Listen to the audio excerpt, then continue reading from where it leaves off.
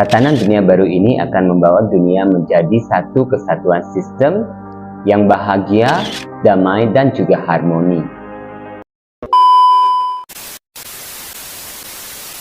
Nostradamus dikenal sebagai peramal terkenal abad ke-16 Masehi asal Perancis. Dia meramalkan begitu banyak peristiwa-peristiwa yang terjadi di dunia ini.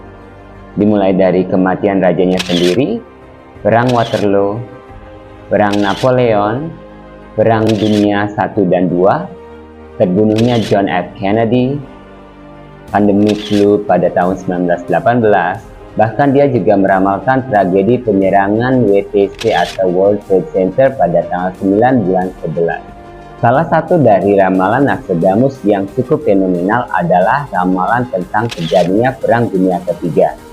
Perang Dunia Ketiga ini diramalkan akan terjadi pada abad ke-21 ini. Uniknya, Nostradamus juga memprediksikan bahwa setelah Perang Dunia Ketiga akan terjadi tatanan dunia baru.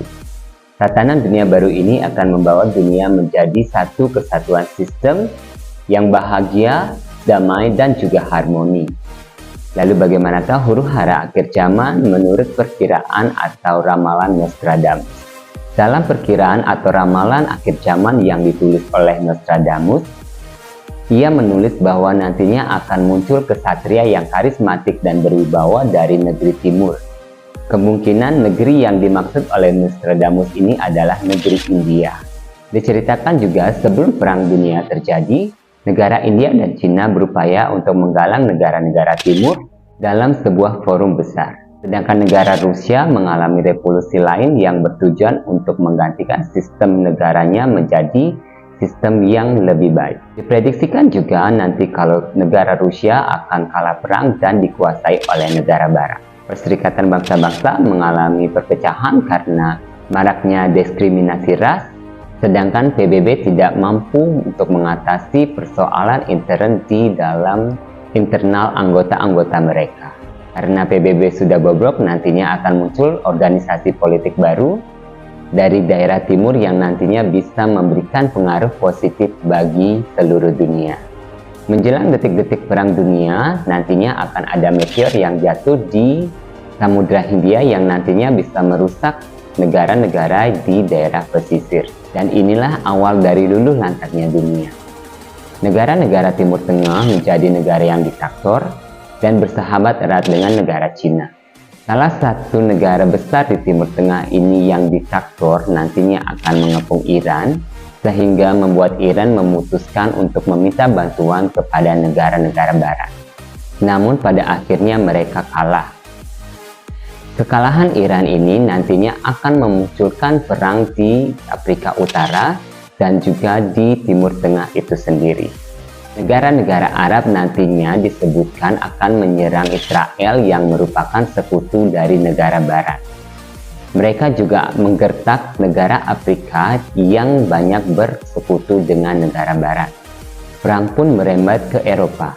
Militer dari timur terus menyerang Yunani dan Italia, dan senjata-senjata biologi dan kimiawi menjadi sangat lumrah untuk dipergunakan. Dalam Perang Dunia ini juga diprediksikan bahwa kekuatan gereja-gereja di Italia akan runtuh.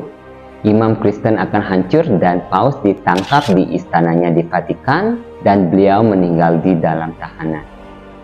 Kemudian Prancis terjun ke dalam perang menggunakan senjata baru. Senjata ini merupakan senjata penghancur sejenis tank yang berfungsi sekaligus sebagai kapal selam. Inggris diceritakan akan lenyap di dalam laut, dan senjata-senjata nuklir banyak digunakan oleh negara-negara Timur Tengah untuk menyerbu Eropa. Peperangan dan pertumpahan darah pun akan terus merembet sampai ke negeri India. Diprediksikan kalau peperangan ini akan selesai ketika muncul pemimpin dari dinasti Matahari yang berwibawa dan bijaksana dan mampu menghentikan perang dunia ini. Negara Barat akan kehilangan hegemoni kekuasaannya, sedangkan negara-negara timur akan mendominasi sebagai pemimpin peradaban dunia dalam tatanan dunia baru. Negara-negara Timur Tengah hancur dan kehilangan sejarah mereka. Uniknya, negara-negara di Asia Tenggara tidak mendapatkan dampak yang signifikan oleh perang akhir zaman tersebut. Bahkan Asia Tenggara merupakan tempat yang aman selama Perang Dunia berlangsung. Dan ini akan menjadi sebuah pertanyaan besar, tentang siapakah pemimpin dari dinasti matahari yang dimaksud tersebut, dan siapakah dinasti matahari yang misterius ini. Apakah semua ini ada kaitannya dengan mitologi tentang dewa matahari dalam keyakinan umat Hindu? Karena dalam ramalan Nostradamus diprediksikan di masa depan, filsafat-filsafat Hindu akan kembali berkembang dan mendominasi kebanyakan pemikiran dunia. Atau mungkin dinasti matahari ini merujuk ke dalam salah satu kerajaan kuno Indonesia yang memiliki lambang berbentuk surya atau matahari. Kerajaan kuno yang mempersatukan Indonesia ini adalah Kerajaan Majapahit, di mana seperti yang kita ketahui, kalau kerajaan pemersatu Nusantara ini adalah kerajaan yang besar pada masanya.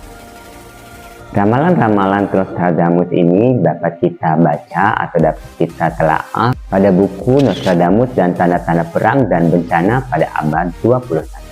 Di dalam buku tersebut akan dijelaskan semuanya secara terperinci.